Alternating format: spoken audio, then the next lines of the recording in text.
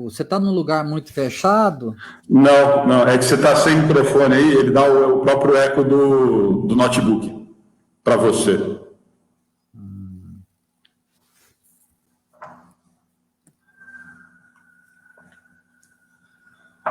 Bom, nós entramos ao vivo, só para as meninas poderem compartilhar, e eu vou só te avisar, a gente vai colocando alguns comentários, não precisa se preocupar com os comentários não, tá? Depois, se você quiser entrar e responder, a não ser que seja alguma coisa que realmente você queira aproveitar na nossa conversa, mas não precisa se preocupar com os comentários, é que o pessoal está acostumado. Não, eu não vou ficar olhando, eu não fico olhando os comentários, não, porque não desvia, né? Não dá tempo, né? A gente fica... Já está ao vivo, tá? Se você quiser.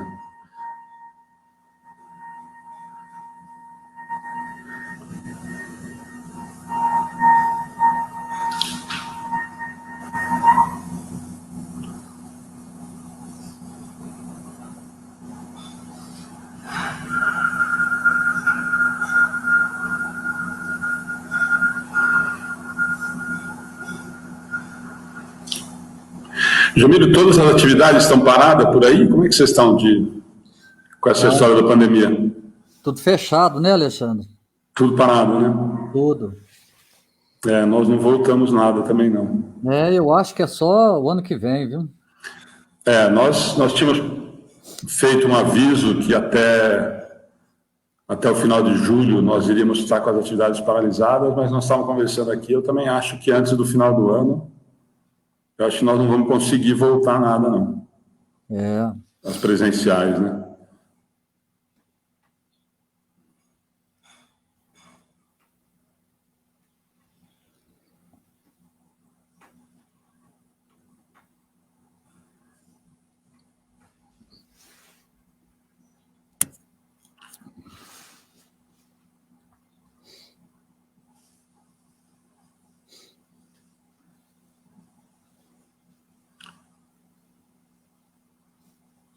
Você conseguiu entrar aí?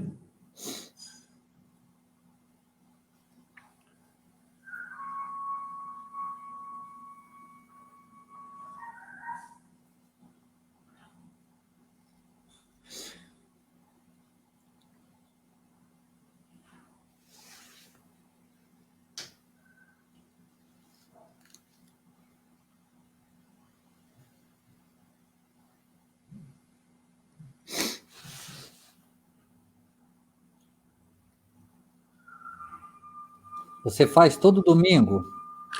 Nós temos, na quarentena, nós temos feito todo domingo, Jamiro. Agora, a partir de agosto, nós vamos diminuir. Nós vamos fazer cada 15 dias. Desde março que a gente tem feito todo domingo, né? Na verdade, nós estamos fazendo todo dia, de segunda a segunda, praticamente. Antes a gente fazia só na terça, que era a palestra, e a quarta, que é o estudo. Nós estamos fazendo todo dia. Nós fazíamos, faz uns 3 anos que a gente tem feito a palestra na terça, ao vivo, e o estudo do Livro dos Espíritos às quartas. Aí, na pandemia, a gente tem feito a segunda, quinta e sexta, meia hora só, das parábolas. E o pessoal tem usado muito com o Evangelho no Lar. Aí, no sábado de manhã, nós temos educação infantil, e no domingo nós temos feito esses bate-papos. Mas agora, a partir de agosto, nós vamos dar uma diminuída grande. Nós vamos manter a terça e a quarta, que já tem todo esse tempo, né? Nós vamos manter a segunda, a quinta nós vamos tirar, nós vamos fazer a sexta e o domingo cada 15 dias intercalados. Quando tem na sexta, não tem no domingo e assim por diante. Então, nós vamos dar uma diminuída grande, né? Eu não sei se para você, mas tem muita coisa já, né, Jamiro? Muita coisa na internet, né? Está meio saturado, eu acho. O pessoal está... Verdade.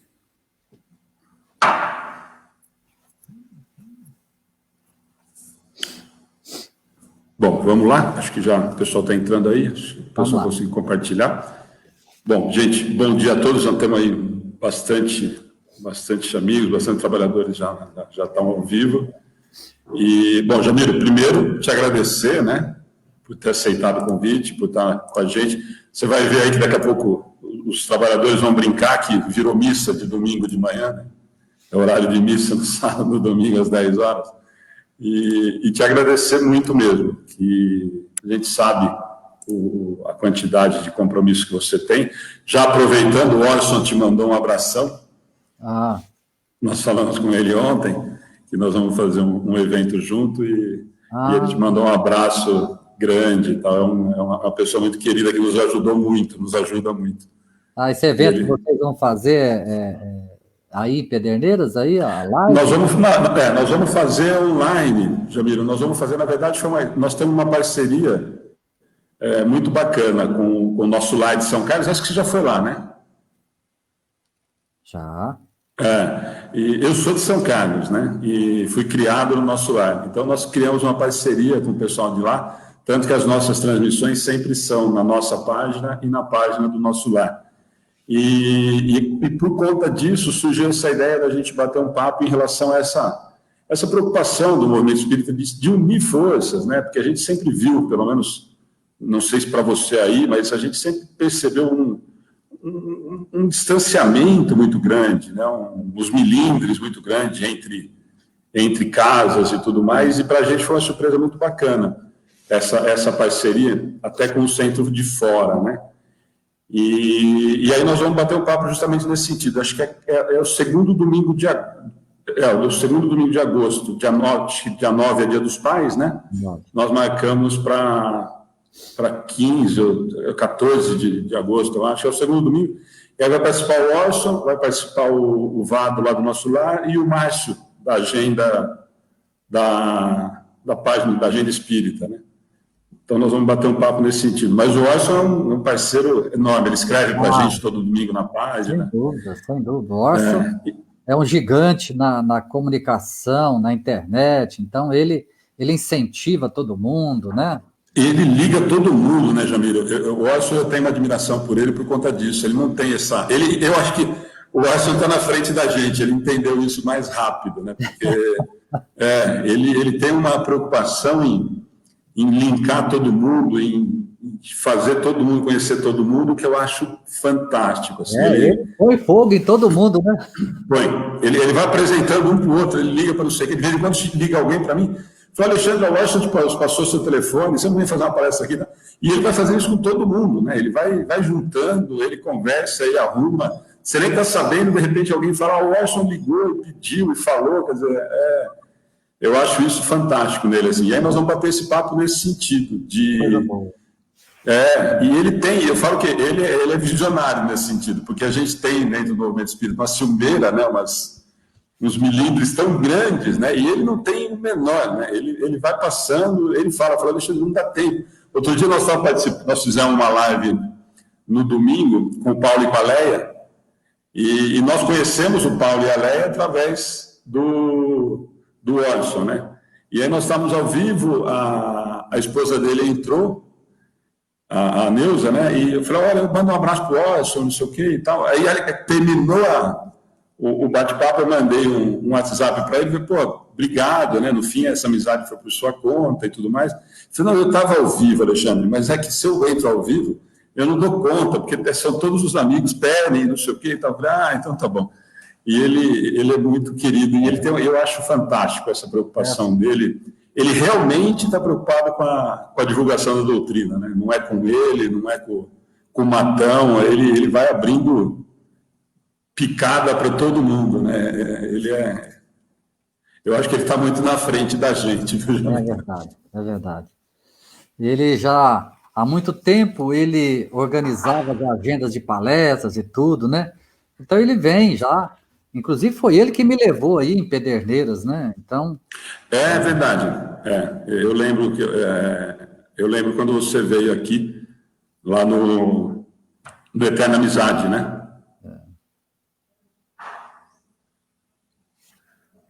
Bom, Jamiro, a gente comentou, eu falei isso para você. Primeiro, eu gostaria muito que você comentasse com a gente. Muitas pessoas acabam ou tem a imagem do Jamiro, muita gente conheceu você, e eu sei disso, através, principalmente, do livro Os Últimos 6 Dias de Jesus. foi um livro muito marcante, né, para todo mundo. Mas antes da gente falar do livro, eu gostaria muito que você falasse do trabalho aí, porque muita gente, quando a gente fala, remete, e eu acho que você sabe disso, né, principalmente quem não te conhece de perto, ou vê você fazendo palestra, enfim, não conhece o trabalho que você tem aí, né, em relação ao centro espírita, à escola. Então, eu gostaria muito que você falasse disso, porque fora o trabalho do escritor, que esses livros foram fantásticos, pelo menos para mim, para muita gente que eu conheço, esse trabalho que vocês têm aí do centro e principalmente em relação à escola, a gente tem noção uma ideia vaga da dificuldade que deve ser para manter esse tipo de atividade. A gente tem pouquinho e assim mesmo é difícil, né? Então, eu queria muito que você contasse um pouquinho para todo mundo, para conhecer, inclusive não só para conhecer, mas para a gente saber, de repente, alguém que possa ajudar, alguém que queira saber como é que faz. Então, eu queria muito que você falasse disso, porque eu conheci o trabalho de vocês e fiquei encantado, porque é um lado da doutrina espírita que muita gente acaba nem sabendo, né? As pessoas ainda estão muito vinculadas ao livro ou à palestra, e o movimento espírita tem tanta coisa fora disso, né? Nós estamos vivendo, eu falo que a pandemia tem as coisas ruins, mas tem as coisas boas. Essa história da internet facilitou muito isso, né? A gente tem conseguido conversar com muitas pessoas fora daquele quadradinho da 1 hora da palestra, né? Então, eu queria muito que você contasse para a gente, para as pessoas, como que é esse trabalho do centro, vinculado principalmente a esse trabalho da escola que vocês têm, que eu acho fantástico, assim, eu tenho uma admiração muito grande. Então, Alexandre, a nossa casa vai completar 35 anos, agora no ano que vem. 35 anos de fundação, o Grupo Espírita Nosso Lar. E as nossas atividades é normal, como todas as casas, né? Com os estudos, reuniões mecânicas. E, assim como todas as casas, tem os seus anseios, seus sonhos de trabalho.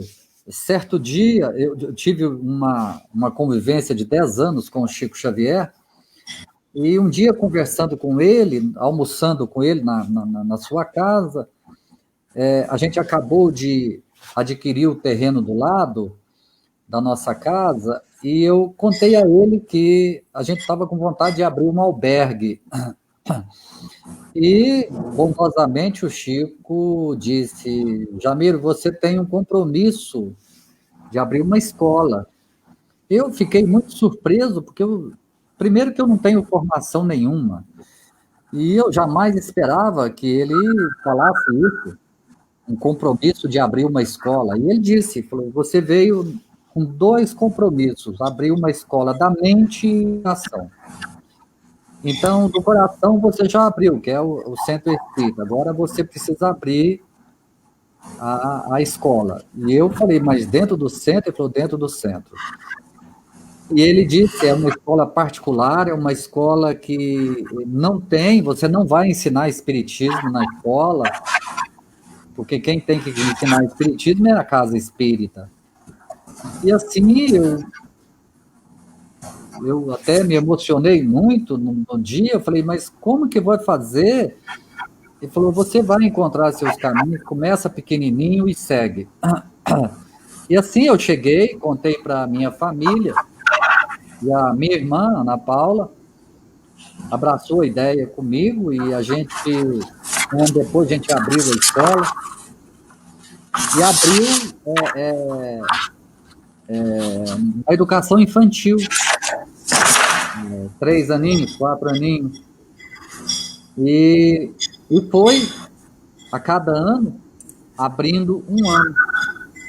Depois a educação infantil passou para o primeiro ano, no outro ano, aquela sala passava para o segundo ano, a gente abriu o segundo ano, e assim sucessivamente. E a nossa escola já está com 25 anos. E vai desde a educação infantil até o ensino médio.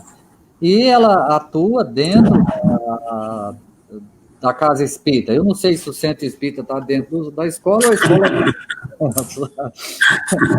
Mas as atividades no mesmo espaço, o salão é reunião para pais, é palestra para aluno, e à noite é o centro espírita, enfim, a sala de evangelização é a sala dos alunos durante o dia, e assim nós fomos crescendo. Claro que com muita dificuldade, porque há 25 anos atrás, há 20 anos atrás, havia um preconceito muito grande, muito maior do que hoje. E hoje a sociedade sabe que ali tem a placa, tem tudo lá na porta, Grupo Espírita Nosso Lar e Colégio Dom Bosco. Então, assim, hoje já não há vamos dizer, um impedimento pelo preconceito de estar ali dentro de uma casa espírita. Mas lá no início foi muito difícil, muito difícil. E agora, né, com essa pandemia, estamos passando um momento muito difícil também, que as aulas estão todas online. E nesses 25 anos, Alexandre, nós tivemos momentos muito difíceis, porque crescer sem... Nós tivemos que ir adquirindo terreno, comprando terreno, fazendo uma sala e faz outra. E tivemos muita ajuda, tanto do céu quanto na terra, para que a gente pudesse chegar onde chegou, né? Sabemos que estamos vivendo atualmente um momento muito delicado, porque a inadimplência está lá em cima. E a despesa, né, é muito alta. E vamos ver, né, se a gente consegue atravessar esse deserto que é essa pandemia e recomeçar o ano que vem, né, depois de passar por essas lições aí de aprendizado que a pandemia tá nos proporcionando, né? Deus queira, Jesus nos ajude para que a gente consiga vencer esse momento. Hoje nós estamos apesar de que perdemos muito aluno, porque a educação infantil foi dispensada, né, na pandemia. Então, a gente tinha 440 alunos, na pandemia já saiu mais de 60 alunos, porque a educação infantil, né? E, então, assim, resumidamente, é essa a nossa história. E temos as atividades normais da Casa Espírita, nós temos também o atendimento com dentista, nós temos 3 dentistas, odontólogos, que fazem um trabalho de voluntariado, e a gente oferece o material, atende as pessoas carentes, né? Então, e o normal da Casa Espírita, como todas as outras. Então, é isso aí. Mas a gente imagina o quanto é difícil, né, Jamil? Você tocou num ponto muito interessante, eu ia te perguntar isso. Fora esse preconceito, que a gente sabe, hoje menos, mas ainda existe, né? A gente sabe que ainda tem uma certa restrição a esse tipo de coisa. Vou até aproveitar a oportunidade, os meninos de Araraquara, lá na Casa de Fraternidade, estão construindo justamente para pensar nisso. E, para você ter uma ideia, eles estão criando um espaço com entradas separadas para justamente, de repente, não inibir a presença de pessoas que não sejam espíritas no trabalho voluntário, no trabalho assistencial que eles vão fazer, né? Hoje, as pessoas sabem que quer dizer, um trabalho de 25 anos não é de um dia para o outro, quer dizer, as pessoas já sabem a importância que é para a sociedade o trabalho de vocês, mas vocês fazem alguma ligação com a doutrina, com esses alunos, ou são trabalhos realmente distintos, não tem nenhum tipo de vínculo, Jamil? Mesmo as pessoas sabendo que é um trabalho referente ou feito pela Casa Espírita?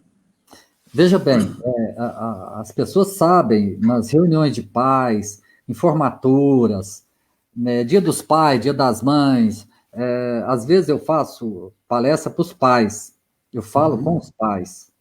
E eu sempre digo que a escola é do Cristo. Eu sempre falei isso. Falei, a escola não é minha, a escola não é da minha filha, que trabalha com a gente, a Patrícia, ou da Ana Paula, que é minha irmã. A escola é de Jesus. Então, eu falo também que nós não ensinamos o Espiritismo, mas nós fazemos palestras para os alunos de moral cristã, sabe? Jamais falamos de Espiritismo, mas Jesus está no salão sempre com uma pintura lá de 2 metros. Então, os pais sabem.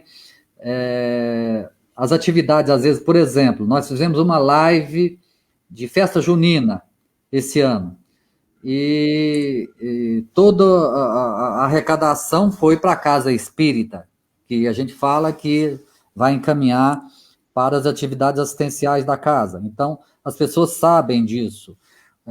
Quando a gente faz também alguma atividade que move todos os alunos, por exemplo, o ano passado nós fizemos um movimento, Faça Alguém Feliz, por exemplo. Nós fazemos 4 projetos por ano, que movimenta toda a escola. E nesse Faça Alguém Feliz, a gente envolve os alunos na caridade, sabe? Então, arrecada roupas, brinquedos na época da criança, e todos os pais e os alunos sabem que uma parte vai ser direcionada para a Casa Espírita, que atua ali, outra parte para outras entidades assistenciais, enfim. Os pais hoje sabem dessa ligação, mas nós nunca falamos espiritismo, catolicismo, protestantismo. Nós falamos em Jesus lá, sempre. Isso sempre ficou muito claro, né?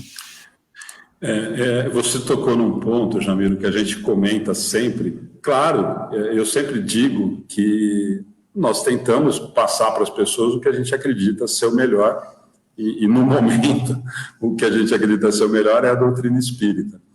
Mas eu sempre brinco, ou falo muito sério, de que ainda nós temos essa necessidade, né? Por isso que eu te perguntei, né? De tentar convencer ou tentar vender a imagem de que, olha, nós estamos fazendo, o Centro Espírita Amigos do Bem está fazendo, a doutrina espírita está fazendo, quando, na verdade, eu acho que nós não precisaríamos mais disso, né? Eu acho que nós já estamos, ou deveríamos estar, numa condição moral de que nós não precisaríamos falar nada disso, né? O que você disse agora, a Ana sempre fala isso, o trabalho não é do Jamiro, não é do Alexandre, não é do Amigos do Bem, não é da Igreja Católica, não é do padre, não é do pastor.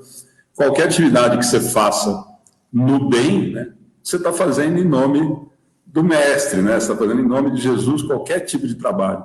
E nós temos uma preocupação com a educação infantil, Jamiro, muito nesse aspecto que você falou. As meninas têm, eu brinco que nós não damos, tentamos, lógico, algumas bases doutrinárias, ou muita coisa do que a doutrina diz, porque nós temos certeza, acreditamos que seja o melhor caminho no momento, mas eu brinco que as aulas da educação infantil, da educação espírita infantil, elas são muito mais aulas de educação moral e cívica que a gente tinha na escola do que realmente a aula de educação infantil espírita, né? E aí esse cuidado, eu acho fantástico quando você fala, e acho importante, tem muita gente perguntando qual é o nome da escola, onde fica, depois você passa a Brasília, está perguntando. Nesse sentido, eu acho que isso que você falou, talvez mais até do que o trabalho, que é muito bem feito, a gente sabe, dá uma segurança muito grande para os pais, né? De que, olha, eles estão fazendo o melhor para o meu filho, né? Independente do que eu acredite ou não acredite. Quer dizer, a gente ainda tem esses rótulos, né, que a gente ainda precisa falar para tentar convencer. Quer dizer, então quer dizer que se chegar um pai ateu com uma criança ateia, você não atende, né? Eu acho que é muito maior que isso, né? Eu acho que nesse sentido chama muita atenção, quer dizer, porque é dentro do centro espírita, e eu acompanho o trabalho de vocês, eu acho muito interessante, por isso a pergunta, de não vincular, né? Quer dizer, quem quiser, todo mundo sabe que é um centro espírita, é mantido pelo centro espírita, que o Jamiro é um espírita, enfim, mas não ter essa dependência, essa necessidade de falar, olha, você vai virar espírita, né? Eu acho que essa preocupação não deveria ter nem na casa espírita, né? Eu brinco que Não, exatamente. Eu acho que nem dentro da casa espírita deveria ter essa preocupação. Veja bem, quando a gente entende a doutrina, nós entendemos que nós não precisamos ser partidário, sabe? De querer trazer as pessoas para a doutrina. Então, quando o Chico Xavier me orientou, ele falou algumas coisas, e entre as coisas que ele me orientou, ele falou, a escola nunca vai ensinar espiritismo. Quem tem que ensinar espiritismo é o centro espírita. E outra coisa, você nunca vai tirar dinheiro da escola para pôr no centro. Porque a escola tem que crescer. Olha, o Chico era visionário, sabe? Isso ele me falou há 25 anos atrás. A escola precisa crescer, precisa ter recurso. Quando você puder, dá bolsa de estudo para as crianças carentes. Isso a gente sempre fez e faz até hoje. A gente ajuda com 10%, 30%, 50%. Tem aluno que não paga. Então, a gente sempre fez. E essa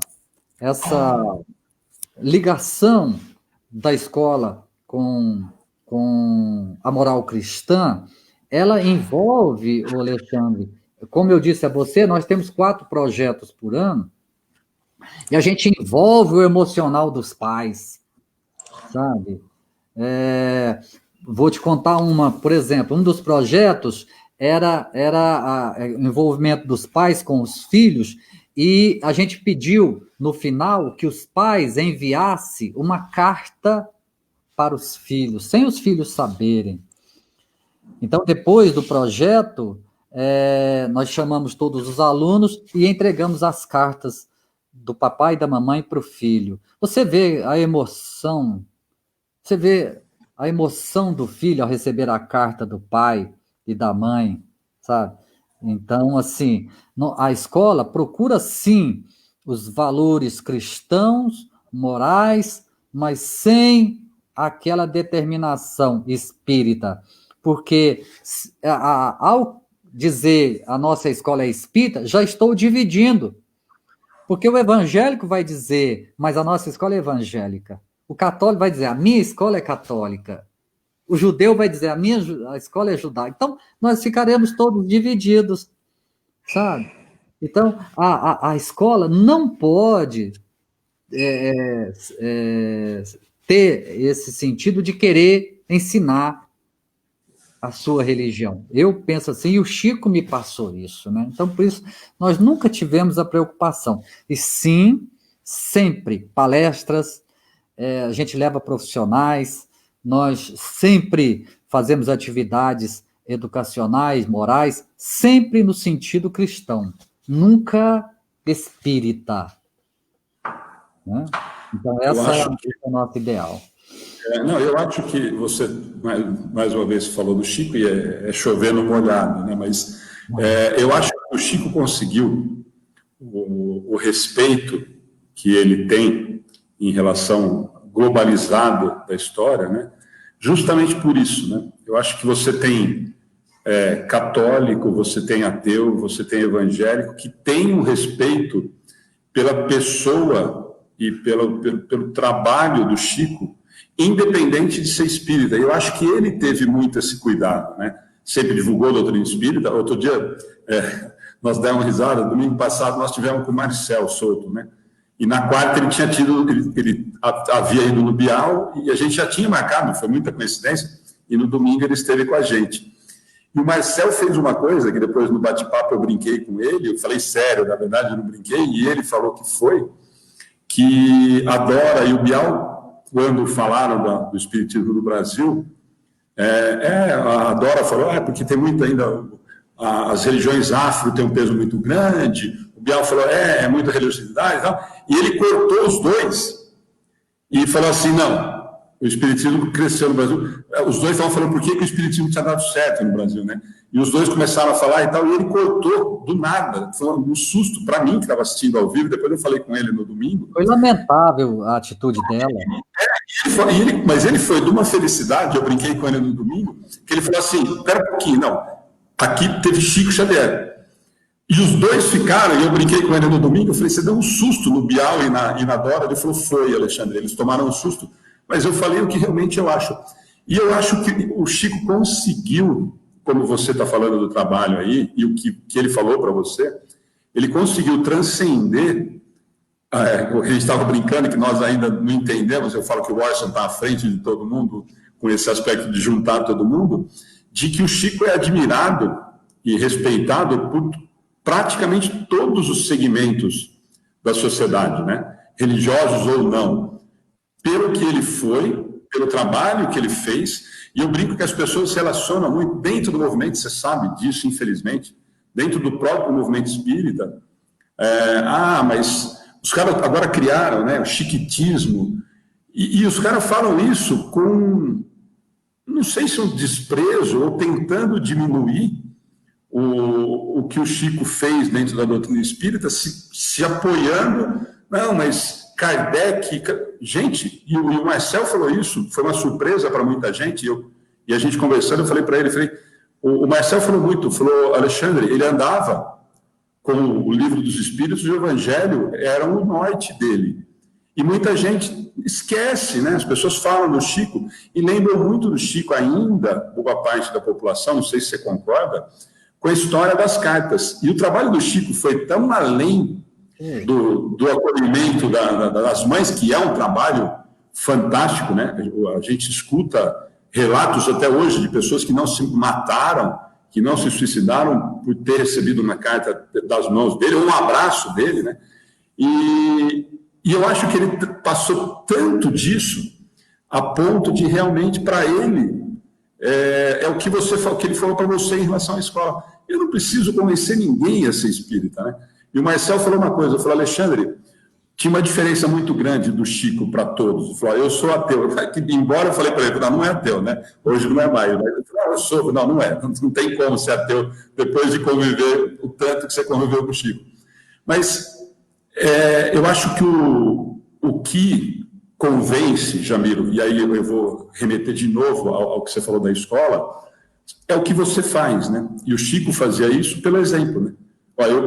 Eu mostro o Evangelho e a codificação e a doutrina espírita pelas minhas atitudes, né? E eu acho que isso remete muito, talvez, à orientação dele ou ao conselho dele para vocês, em relação ao que você falou agora. Quer dizer, o trabalho que é bem feito em relação à escola, com conceitos cristãos ou com conceitos morais, preocupados com os conceitos morais, por si só já fala, né? Eu não preciso tentar convencer de que a doutrina espírita é o melhor caminho, ou de que Kardec é o que estava certo, enfim. É exatamente o que você falou em relação à escola. Se eu fizer bem feito o trabalho, como fez Chico, e nós ainda não estamos nem perto disso, está resolvido o problema, né? Nós não precisamos fazer o proselitismo de tentar convencer alguém, olha, já que você frequenta o nosso lar, a escola do nosso lar, você tem que ser espírita, né?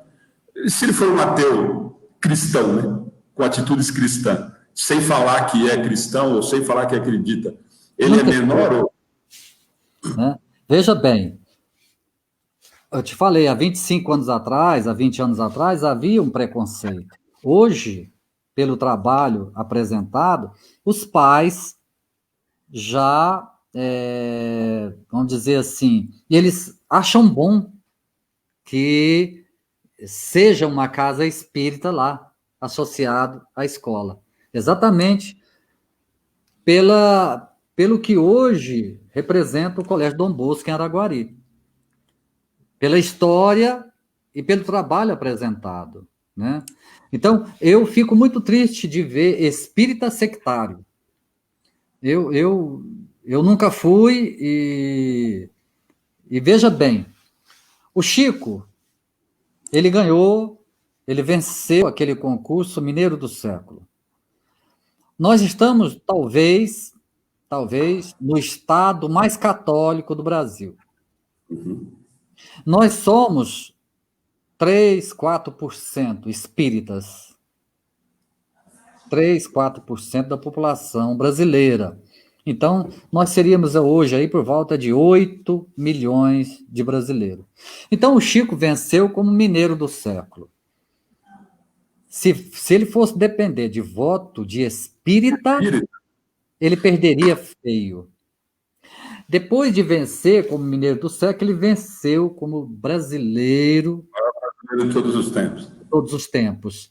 Também aí, se fosse depender do voto somente de espírita, ele perderia, ele ficaria lá em último lugar. Exatamente por isso, por ele não ser sectário. E, infelizmente, também aí há espíritas que atacam o Chico, porque às vezes alguém chegava com uma imagem de Nossa Senhora, aquele terço com contas, né? Entregava para ele, ele pegava, beijava, guardava no bolso, o maior respeito pela fé do outro. E as pessoas não entendiam isso. Então, eu digo às vezes, Alexandre, que quanto mais espírita eu sou, menos espírita eu sou. Exatamente por entender que o Cristo não criou religião, não é sectário e não defende ninguém. O Chico não tem que defender espiritismo, né? Então é isto. Então eu vejo assim, que posso estar errado? Não sei. Eu estou seguindo o Cristo, o Chico, a orientação do Chico, e jamais sou aquele de defender, sabe? Eu tenho que pregar o espiritismo. Eu já participei aqui, por exemplo, na nossa cidade, de vários movimentos ecumênicos. O Exército Brasileiro aqui tem o batalhão, aqui em Araguari, segundo batalhão ferroviário, que constrói estradas, pontes, viadutos, e todo final do ano eles promovem lá um encontro ecumênico. E às vezes eu fico triste de ver, às vezes outros, o pastor, o padre, defender, aproveitar aquele momento, sabe, e defender a ideia, a religião. Eu nunca tive essa preocupação, não tenho, e acho que nós temos que nos unir em torno do Cristo, né? Não em torno do Papa, em torno do Chico, em torno do Kardec. Nós temos que nos unir em torno do Cristo. E você falou em relação ao Chico, ao maior brasileiro de todos os tempos. Nós tínhamos um contato muito grande, criamos uma amizade muito grande com o Saulo, né? Eu estava falando isso com o Marcel fora do ar, que é mais um, né? Que ele falou, Alexandre, eu fui, na verdade, desmascarar o Chico. Esse era o meu objetivo. Quando fui atrás do Chico e convidei para participar do Pinga Fogo, eu quis, na verdade, eu não fui porque eu admirava o trabalho do Chico. Eu fui porque eu queria saber aonde estava errado, aonde que tinha o erro. E virei o maior defensor do Chico Xavier que a gente conhece. Mas muito nesse sentido. E o Saulo falava muito isso para a gente. Ele falou, Alexandre, o que me encanta na figura do Chico sempre foi isso. Ele nunca chegou para mim, Saulo, e falou assim, Saulo, você precisa virar espírita, rapaz. Você precisa... Ele nunca, Alexandre, ele nunca chegou para mim e falou assim, olha, tô aqui, ó, o livro dos espíritos, vai estudar, ou vai... Falou, nunca, ele tocou no assunto. Falou, só que o convívio com ele, isso o Marcel, que fala que é ateu, e acho que o Saulo também era, ele falou, Alexandre, não tem jeito de não admirar a atitude moral do Chico. Por isso que eu falei para você, ainda tem, infelizmente, dentro do movimento espírita, eu falei que daqui a pouco nós vamos ter espírita praticante, espírita não praticante, espírita kardecista, espírita chiquitista, quando, na verdade, é o que você comentou agora, né, Jamiro? Eu acho que nós ainda realmente não entendemos qual que é a mensagem, né? Nós ainda estamos apegados à ideia de que, olha, nós falamos isso, coisa simples, né? Por exemplo, trazendo para a nossa realidade atual, nós ainda temos dentro do movimento espírita as pessoas preocupadas em se a página deu 50 pessoas, ou se tem 1.000 assistindo, ou quantas curtidas tiveram. Gente, nós estamos, por isso que eu te falei agora, porque nós vamos dar uma diminuída nas atividades, porque está saturando, né? Nós temos visto muita coisa bacana, eu acho que a pandemia, nesse sentido, ofereceu muita coisa interessante, mas muita bobagem, né? Hoje você, com o celular na mão, você liga, você está falando para o mundo inteiro, né? Qualquer bobagem que você falar, você fala e você está... E as pessoas descobriram isso na pandemia, né? De que eu falando que é revólver na mão de macaco, né? Porque você vê cada absurdo em relação a isso que é assustador. E aí você me chamou muita atenção nesse sentido. Eu acho que nós temos essa preocupação na educação infantil, as meninas falam muito isso, não adianta, as pessoas vão passando fome, gente, os nossos alunos não têm o que comer. Você vai tentar convencer ele a virar espírita, porque é muito melhor você tentar fazer com que ele vire um cidadão de bem, né?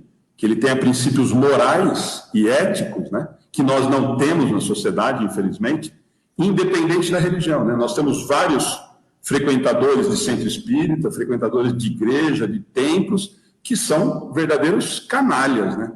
Em todos os aspectos. Quer dizer, então, o fato de colocar um rótulo de espírita, de católico, de evangélico ou de ateu, não muda em absolutamente nada, né? Quando, na verdade, a preocupação é o que você fala da escola. E por isso que eu te falei, e mesmo do centro, né, Jamiro, eu acho que a preocupação deveria ser você... Eu brinco que a vantagem que tem hoje da internet, das lives, eu falo que eu fico muito feliz quando entra alguém na página e depois vai para o atendimento fraterno, nós temos atendimento pelo WhatsApp e tudo mais, e fala assim, eu não sou espírita, mas eu vim procurar ajuda, eu queria conversar, e o cuidado da Ana, que faz o atendimento fraterno, ou quando eu faço alguns, é justamente disso, é tentar fazer com que a pessoa se sinta acolhida, não pela doutrina espírita, mas acolhida como gente, né? Porque o grande problema da sociedade, eu não sei se você concorda, as pessoas estão, ao mesmo tempo, extremamente conectadas pelas redes sociais, mas cada dia mais isoladas do mundo, né? Mais tristes, mais dentro cada um da sua ostra e com a rede social com 5.000 amigos, né? A gente percebe isso muito no atendimento fraterno. E quando a pessoa escuta isso, a gente percebe que dá um clique e a pessoa aparece e fala assim, nossa, mas o meu pastor, ou no meu centro, ou na minha igreja que eu ia, ele falou que eu tinha que fazer tal coisa. Quer dizer, distante, né, do que Jesus falou para a gente, né? Alguém colocou agora há pouquinho, né, e isso virou um bordão, e é real, quer dizer, aonde que está escrito, né? Algumas religiões tomam como donos da verdade, mas aonde está escrito que ele falou para ser católico, ou espírita, ou evangélico, né? Quer dizer, é tão simples, né? Seria tão simples. Eu vou voltar, eu acho. Infelizmente, as religiões nos separaram. Então, o que eu vejo é que a gente precisava viver em torno do Cristo, como eu disse. E o Chico foi uma grande lição nesse sentido. Por isso que, às vezes, as pessoas, e mesmo espírita, fala para mim, você não devia falar assim, que quanto mais espírita eu me torno, menos espírita eu sou, exatamente por compreender que um dia essas barreiras religiosas terão que cair, sabe? Porque eu digo o seguinte, Alexandre, você tem sua família, eu tenho a minha, todos nós temos, e as nossas famílias têm pessoas de diversas religiões, então eu nunca preocupei em convidar alguém para ir na casa espírita nossa. A nossa casa tem 35 anos. Eu tenho primos, cunhados, parentes, que nunca foi lá, sabe? Meus livros, a família, minha família, a família da minha esposa, nem todo mundo leu. E eu não saio por aí distribuindo livro, falando do meu livro. Para que isso? Para que isso? Então, a gente tem que entender que se a pessoa gostar de você, ela vai respeitar a sua religião. Primeiro, a gente tem que conquistar as pessoas. E quando alguém fala, olha, eu sou católico, eu sou evangélico, fala, olha, reza para mim, tá? Quando você estiver lá na sua igreja, você reza para mim. Que bom que você segue uma orientação religiosa, isso é muito bom. É isso que nós precisamos fazer, para que essas barreiras um dia sejam derrubadas, sabe? Que as religiões deixem de nos separar tanto e nos faça unidos. Né? E o Chico foi essa ponte aí que transcendeu a doutrina espírita. Então, eu vi muito isso quando as pessoas, né, eu acho que você também passou por isso, acho que todo espírita passa por isso, de alguém dizer, olha, eu não gosto da doutrina espírita. E a gente falava, né, na época, e o Chico? Não, o Chico eu respeito. Não é? Exatamente. Mas eu acho que... Mas eu acho que ele, quando a gente ouve algumas coisas nesse sentido, das pessoas entenderem, eu estava falando em relação a isso na página, por exemplo, eu fico muito feliz, eu falo isso muito para a Ana, para minha esposa, falar para espírita é muito fácil. A pessoa já sabe, já conhece, ou já simpatiza com a ideia, né? Eu acho que o grande diferencial, e aí por isso que eu uso muito o exemplo do Saulo, falei isso para o Marcel, e o Marcel confirmou, o que o Chico fazia e faz, ele não precisava vestir a camisa do Centro Espírita, né? Ele não precisava colocar atrás da camiseta Casa da Prece, né? Ele vivia, né, a realidade que nós pregamos. Nós, a Igreja Católica, os evangélicos, enfim, ele punha em prática o que era para fazer, ou o que é para nós fazermos, né? Independente da crença pessoal ou da religião que você pratique, né? E isso marca muito, isso eu acho que muito, Jamiro, assusta muito as pessoas, né? Eu digo que quando a gente, eu falo isso às vezes no estudo, não é pelo estudo, não é pela transmissão de hoje do nosso bate-papo que alguém vai se transformar em espírita. A pessoa pode até se interessar, porque, olha, falaram algumas coisas que fazem sentido, algumas coisas que provocaram algum tipo de mudança, mas eu sempre digo que a melhor forma de você divulgar a doutrina espírita é você agir como a doutrina nos diz, ou como Jesus falou que era para fazer, né?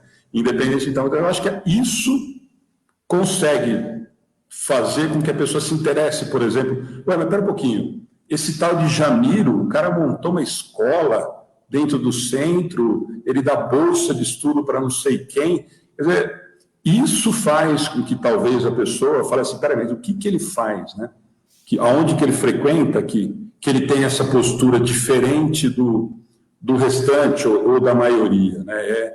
Eu acho que é muito nesse sentido. Eu acho que o Chico assusta muito algumas pessoas nesse sentido. Tem uma passagem, você falou isso, uma passagem há uns 3, 4 anos atrás, nós fomos num batizado de um sobrinho da Ana, e numa catedral grande em Botucatu. Lotado, né? É uma vez por mês, então está muito cheio, muita criança e tal. E olha o cuidado, e depois eu vou contar o final. O cuidado do padre, ele não dá a comunhão. Ele pede eu não sei os nomes, mas para os auxiliares lá darem, e ele fica do lado recebendo quem não é católico. E eu falei para ele, sabe o que você está fazendo? E acabou, a Ana falou assim para mim, mas o que você vai fazer? Eu falei, eu vou lá falar com esse padre. Mas o que você vai falar com esse padre? Você é espírita, o cara vai te pôr para correr. Eu falei, não, eu vou falar com ele. Ela falou, não vai me arrumar encrenca. Eu falei, não, eu vou lá falar com ele. Eu cheguei perto dele e falei, você sabe o que você faz? Ele olhou para mim assustado, você dá um passe com todo mundo, né? Ele deu risada e tal. Ele fica do lado, Jamil, recebendo as pessoas para dar um abraço. Eu falei para ele, você sabe o que você está fazendo, né? Ele falou, o quê, né? Eu falei, você está dando um passe nas pessoas. Aí ele deu risada, não sei o quê. Aí eu contei para ele que nós éramos espíritas, que nós estávamos ali por causa do batizado. Ele falou, mas, olha... E virou um amigo meu pessoal, do Face. Então, falou, ó, me surpreendeu a sua atitude. Ele falou, mas eu faço isso, eu vou contar para você por quê. Porque no batizado tem muita gente que vem porque é sobrinho, porque é filho de um amigo e que não é católico. Quer dizer, e essa pessoa, eu acho que eu quero que ela se sinta bem, que ela se sinta amparada. Eu falei, olha, e aí eu brinquei com ele, falei, você sabia que você está dando um passe, né? Ele falou, é verdade, né? Eu não tinha pensado nisso. Aí, na hora de ir embora, a gente conversou uns 5, 10 minutos, ele falou assim, ó, posso pedir uma coisa para você? Eu falei, claro, põe o meu nome no caderno de orações de vocês. Olha aí. Eu falei, eu ponho, desde que o senhor coloque o nosso no seu nome, na sua também. Essa, eu acho que é a ideia, né, Jamilo? Que transcende as coisas bobas. E eu falei para ele, você está dando um passe em todo mundo. E a preocupação dele é essa. Ele falou, tem muita gente que vem à igreja e não é católica. E eu quero que essa pessoa saia daqui feliz. Eu quero que essa pessoa saia daqui mais leve do que ela entrou. Essa é a mentalidade, né?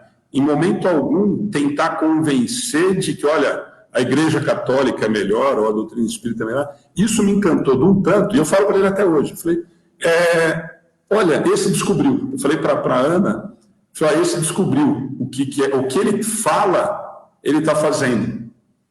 Que eu acho que é onde o Chico convencia, né, as pessoas. Eu faço, e aí eu não preciso provar para você que o espiritismo é melhor, né?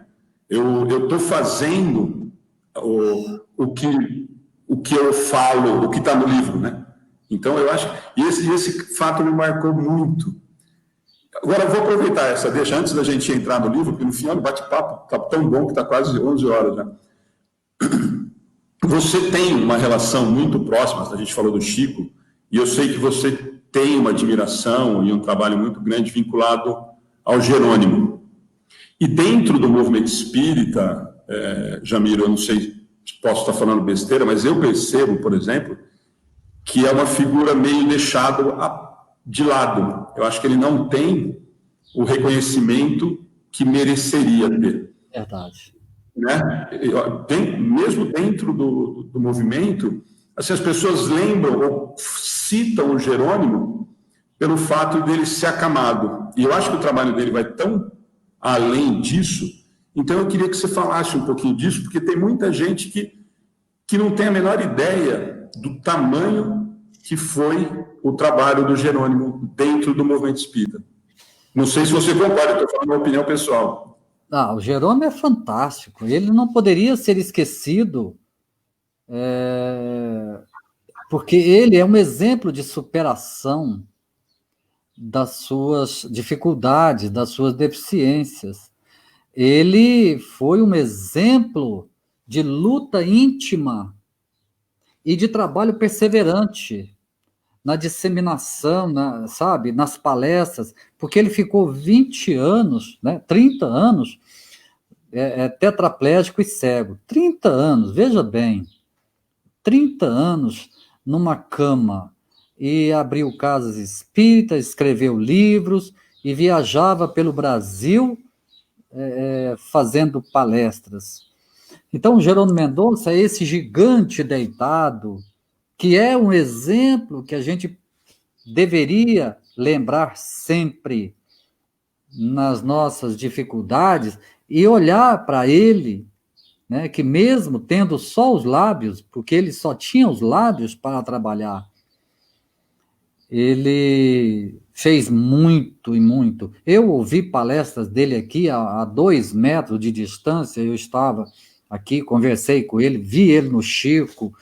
Então eu tive essa felicidade, esse prazer de estar ao lado do Jerônimo Mendonça.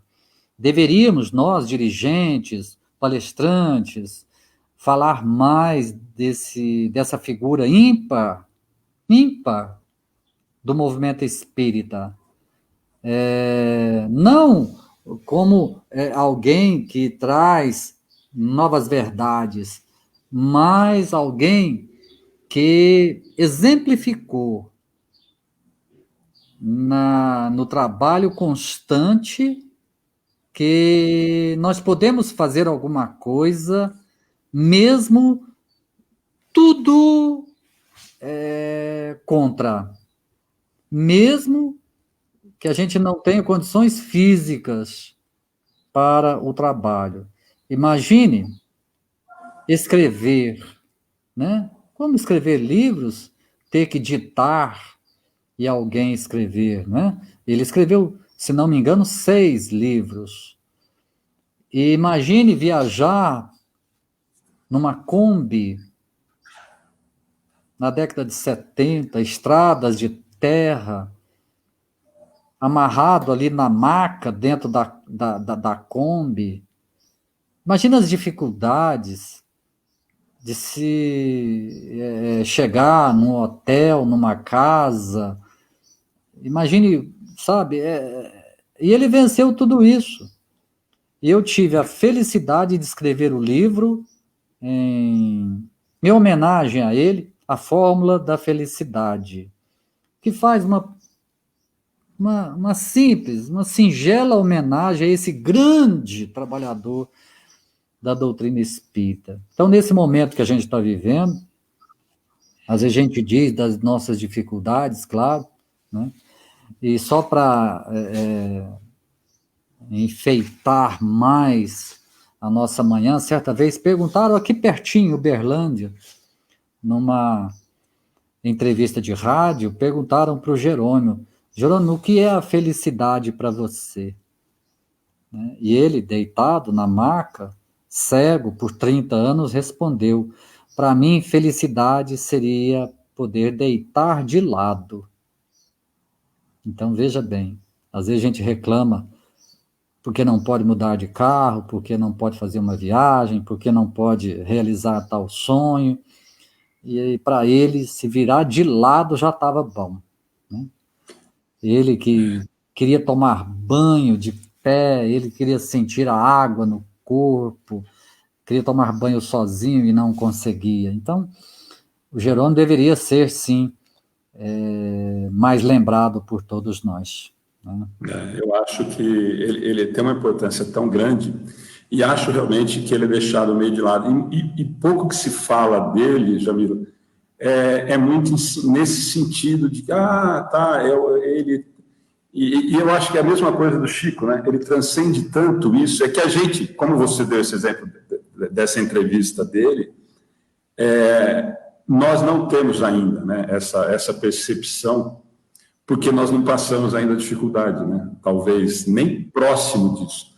Nós temos, aproveitando esse comentário, eu falo, essa semana passada, na terça-feira passada, para ser mais exato, nós fizemos uma palestra, eu, a minha esposa e o Edgar, e 10, 15 minutos antes de começar a palestra, eu recebi uma mensagem no celular de um amigo muito querido, quase um irmão lá de São Carlos, que estava com um problema degenerativo e tudo mais. No final do ano, em dezembro, a gente, em véspera de Ano Novo, eu acho, nós fomos visitá-lo e eu saí destruído. Falei, bom, foi a última vez que eu vi esse meu amigo. Mandei mensagem para alguns amigos em comum, falei, vai visitar o Negrão, porque não vai, eu não vou ver ele ano que vem.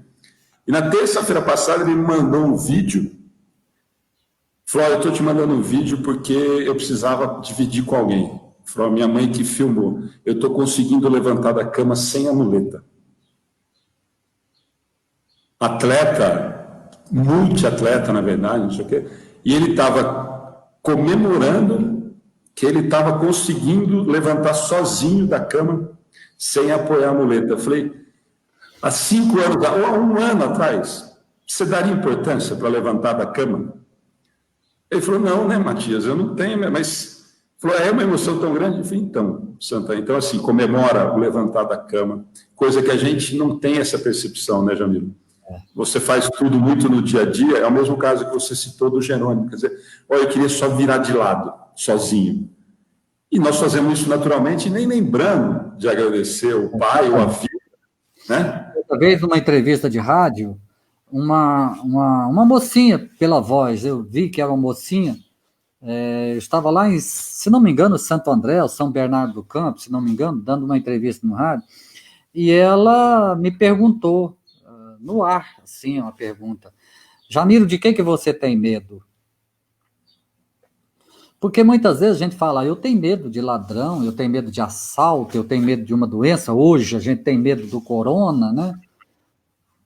E eu respondi para ela, eu tenho medo de ficar tetraplégico. São dois. Eu tenho medo. E todas as noites, ao deitar, eu brinco com todo mundo, com todas as pessoas que me cumprimentam, eu tenho o hábito e eu penso assim de verdade. Eu sempre brinco. Se você chegasse perto de mim e falar, ô Jamir, tudo bom? Eu falo, olha, tá tudo bem, não tá doendo nada. Já tá bom. Então, porque isso é verdade? Porque qualquer dor, nós, sabe, já nos sentimos arrasados, né? Então, depois que eu escrevi, depois que eu tive essa oportunidade de ver o Jerônimo, e depois que eu tive, 20 anos depois, escrever o livro sobre ele, realmente, tetraplégico é um desafio imenso. Eu não sei se há outra pior, não. Não, mas então são dois. Eu sempre falei isso. Eu não sei se eu teria resignação para passar por uma prova desse tipo, né? Realmente, você comentou, então nós somos dois mesmo.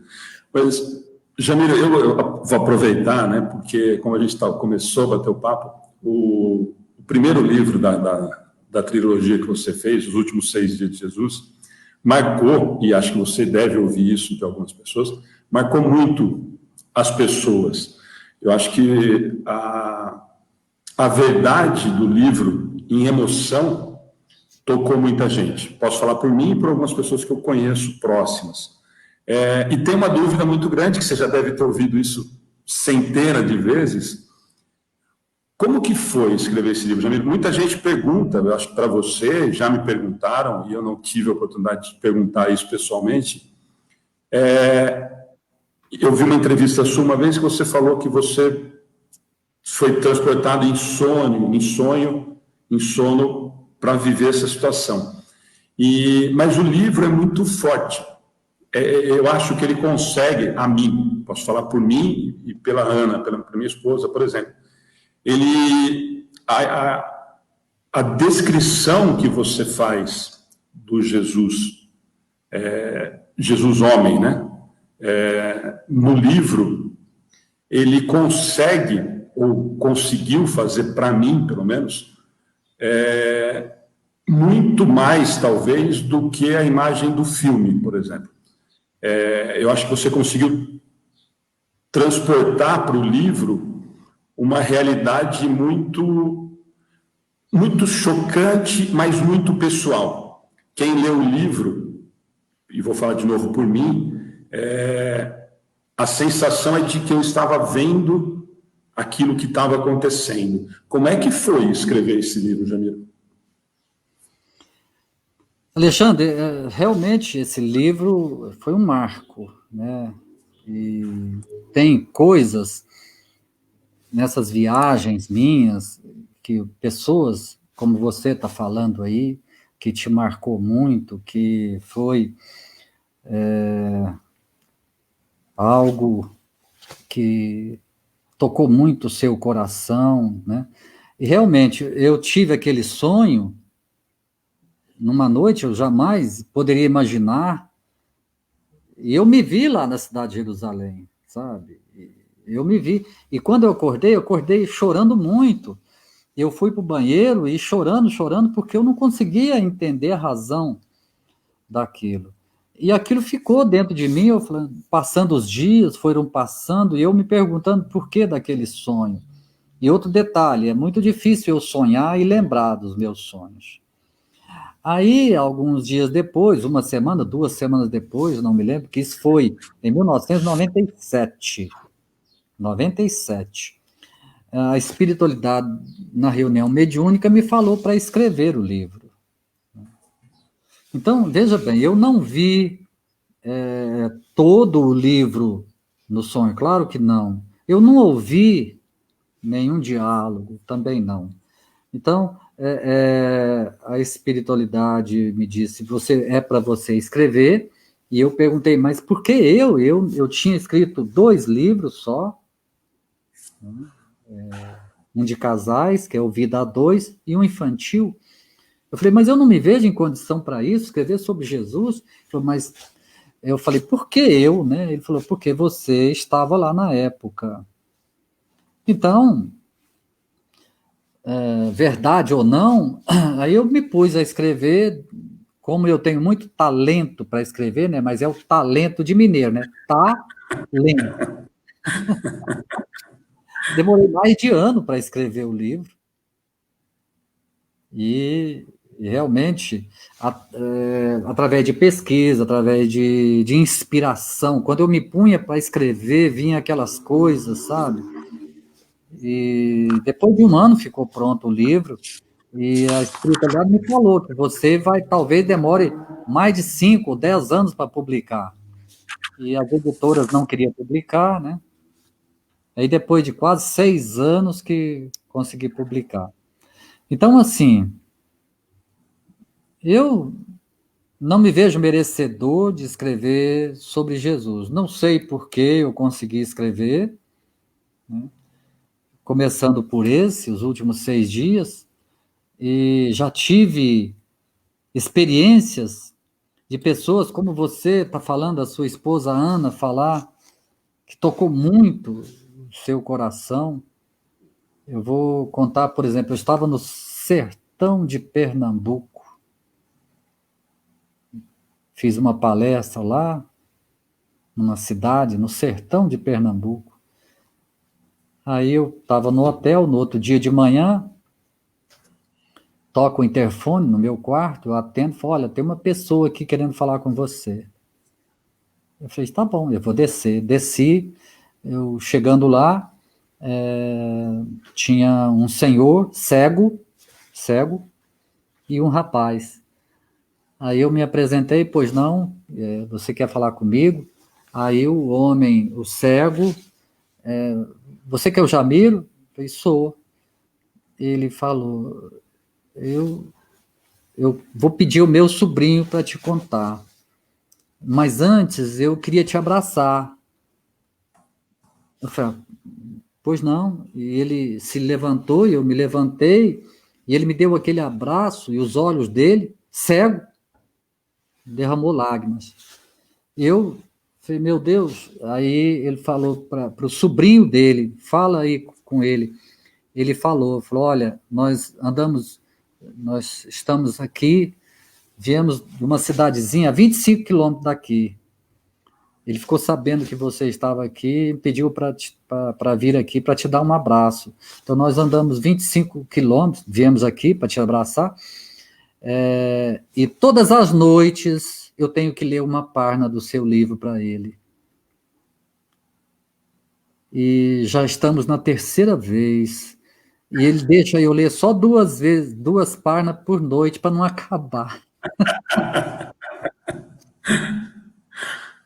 Aí meu Deus do céu, ganhar um abraço de um homem que viajou 25 quilômetros só para me dar um abraço, e falar que cego, e estava já na 3ª leitura do livro Os Últimos 6 Dias de Jesus. Falei, valeu a pena. Se só esse aqui leu o livro, já tá bom. Sabe? Então, assim, são coisas, e desde esse tempo eu venho recebendo abraços e declarações como essa sua, e eu fico muito feliz. E eu sempre digo, eu não sou merecedor disso, porque às vezes as pessoas me falam, mas você esteve lá mesmo? Eu falo, olha, para mim, eu penso que eu fui levado ao mundo espiritual e assisti um filme. Então, eu digo isso porque voltar no tempo, isso não tem jeito, a não ser no tempo da nossa consciência. como Emmanuel fez, né, há 2000 anos, é claro que o Chico chegava a sentir o cheiro, né? Por quê? Porque o Emmanuel passava aquilo para ele que estava registrado na mente e no coração do Emmanuel. Então, voltar no tempo, a gente volta no nosso tempo. Mas eu não tenho condição de voltar naquele tempo. Então, por isso que eu digo sempre, para mim, eu fui levado ao mundo espiritual e assisti algumas cenas dessa fantástica história, a história mais linda que a humanidade já recebeu. Né? Eu vou te fazer uma pergunta, e aí é pessoal. As pessoas que estão assistindo. Já acabou o horário, gente. Agora eu vou bater papo das minhas curiosidades, tá? O livro é muito marcante, e você sabe disso mesmo, sendo você o autor. Foi um livro que marcou muita gente, nós sabemos disso, a mim. Posso falar por mim, posso falar por algumas pessoas próximas. E a espiritualidade ter te dito, você esteve lá, e aí, independente de estar ou não, você conseguiu passar para quem lê o livro, como esse relato que você falou dessa pessoa, e estou fazendo um relato meu e da Ana em relação a isso, que eu posso falar com certeza. E ontem, eu estou em São Carlos, na casa do meu irmão, e meu irmão falou, nossa, é lindo esse livro. Todas as pessoas que eu conversei sobre o livro têm essa percepção. Mas tem uma passagem, como sempre, e aí, por isso que eu falo que a mim, Alexandre, conseguiu me mostrar algumas imagens melhores do que retratadas em filmes, por exemplo, que é lógico que é muito mais marcante. É que nós falamos com o Wagner de Assis, o Kardec, por exemplo, o filme conseguiu trazer para a gente o homem, né? Que foi o que me tocou muito, que me chamou muita atenção no filme. Mas tem uma passagem no livro, como nos filmes, né? Que é muito marcante. E imagino que você sendo transportado, ou tendo o relato, ou tendo a inspiração, com certeza deve ter marcado muito a você também, que é a crucificação. Né? Como que é essa sensação, Jamiro? Porque é o que você falou, se eu fui, eu não fui, não sei, mas a sensação, de qualquer maneira, que isso tenha vindo através de informações da espiritualidade, ou da sua presença naquele momento, no livro passa um momento muito triste. Todo mundo, eu acho que tem essa sensação, a maioria, né? Nossa, eu acho que eu estava lá, eu acho que eu sou culpado por isso. Eu tenho muito, assim, eu tenho um problema com cruz, né? Eu não posso ver cruz, eu acho horrível quem anda com crucifixo, não por preconceito, mas é a sensação de, nossa, eu acho que eu fiz tanta bobagem junto, eu acho que eu dei risada, mas no livro, esse momento é muito marcante. Ele consegue realmente, como eu te disse, para mim, a imagem desse momento ficou muito registrada na minha memória, talvez mais do que os filmes que a gente assiste, por exemplo. E para você, que teve essa, ou presencialmente, ou essa intuição que vieram te contar, como é que é passar isso, Jamil? Alexandre, eu gostaria de contar alguns detalhes para você, e o tempo já expirou, e eu gostaria de contar para os amigos também, porque eu ponho no papel aquilo que eu acredito. Eu jamais colocaria no papel, qualquer livro meu, aquilo que eu não acredito. Então, assim, se você quiser, como a gente tinha marcado para falar da trilogia, acabamos não falando. Não, mas não gosta, fica tranquilo. Se você quiser, a gente volta outro dia, daqui uns. Não, com certeza. E a gente começa a falar, porque eu tenho coisas para te contar, que você vai entender por que eu acredito nessas coisas. Eu tenho provas disso, entendeu? Então, eu gostaria de deixar para outra oportunidade, né, esses fatos, e isso não é para me enaltecer de forma nenhuma. Para mim é o Cristo sempre, é Ele, pronto, e eu me vejo como mais pequenininho, aquele que não merece, sabe? E eu volto sempre nessa tecla. Eu não sei por que eu coloquei no papel nesses 3 livros, né?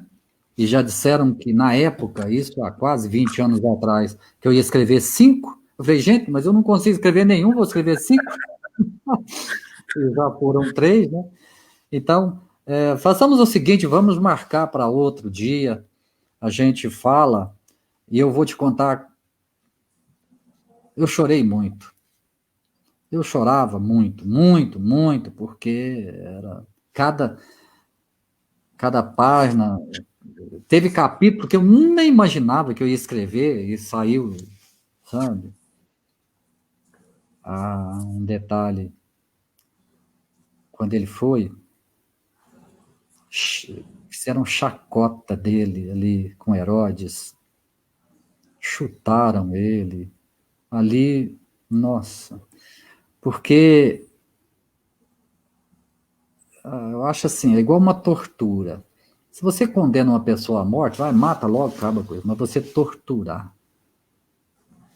É igual brigar com alguém, é diferente de você pôr esse alguém numa roda e humilhar, bater no rosto, cuspir. Então tem coisas que a gente não faz ideia do que a gente fez com ele, né? Então vamos marcar outro dia, que o nosso horário já acabou, né, Alexandre? Não, já tem gente cobrando, lógico que nós vamos marcar.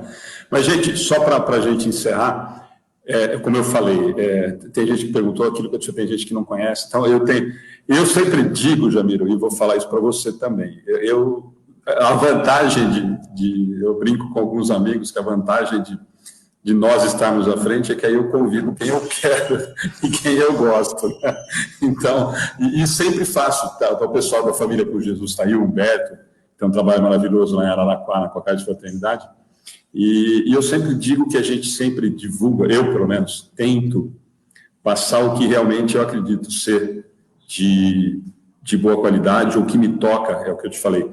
Os 3 livros me tocaram muito. A gente fala dos últimos 6 dias de Jesus, porque foi muito marcante na leitura.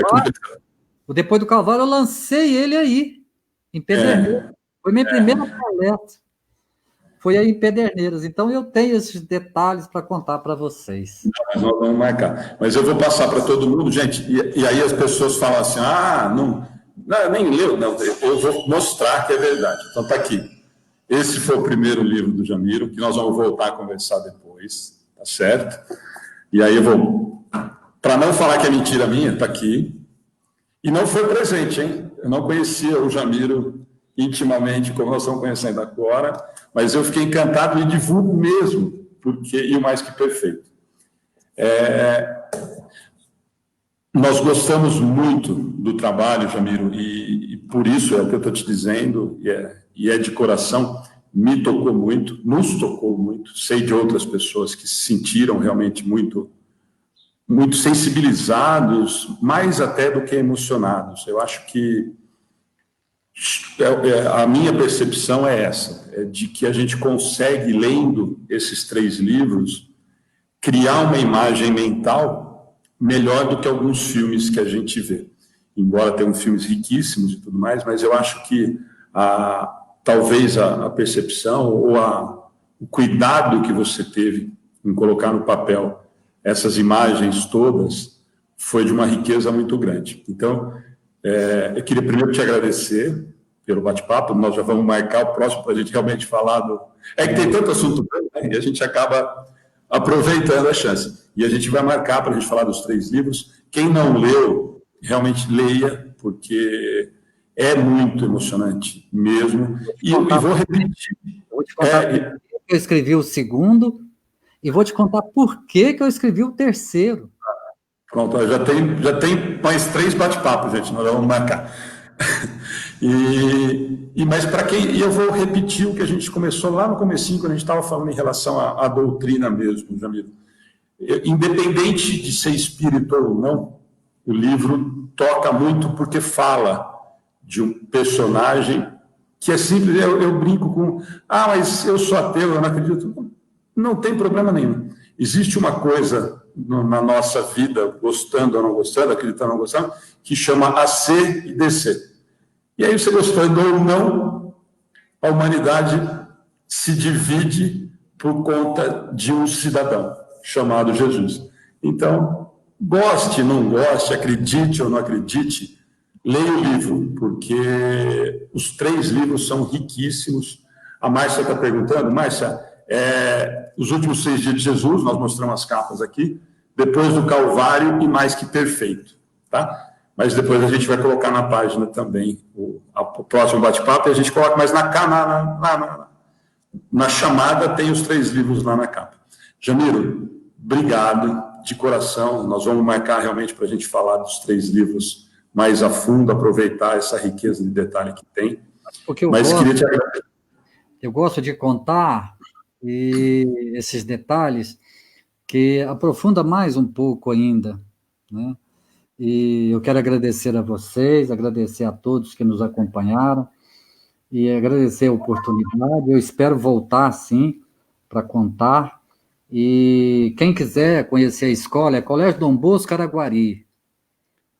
Colégio Dom Bosco, Araguari. Põe aí que tem a página na internet e vocês vão ver lá um pouco da nossa história. Tá bom? Eu agradeço. Muito obrigado a todos que participaram aí. A você, Alexandre, meu muito obrigado. Que Jesus continue abençoando o seu trabalho, da divulgação, e que possamos prosseguir e vencer mais essa etapa, esse desafio que estamos aí passando, que é a pandemia. Mas ele, sempre ele, tudo por ele e tudo para ele, sempre. Nosso muito obrigado. Obrigado, Jamiro. Mais uma vez, muito obrigado. E a gente marca. Mas vamos fazer um pouquinho de suspense, né? Porque assim o povo já vai se preparando. Isso. Obrigado. Obrigado mesmo pela atenção. Muita gente te agradecendo. Depois eu te mando o link. As pessoas agradecendo muito o seu carinho com a gente. E nós agradecemos mais uma vez. Logo estaremos juntos de novo. Um bom domingo. Bom finalzinho de domingo para você. Obrigado, né? De pegar um domingo de manhã, horário da missa, que o Edmilson disse, para a gente bater esse papo tão gostoso. Obrigado mesmo. Gente, a todos, bom domingo. Até amanhã. Fiquem com Deus todos.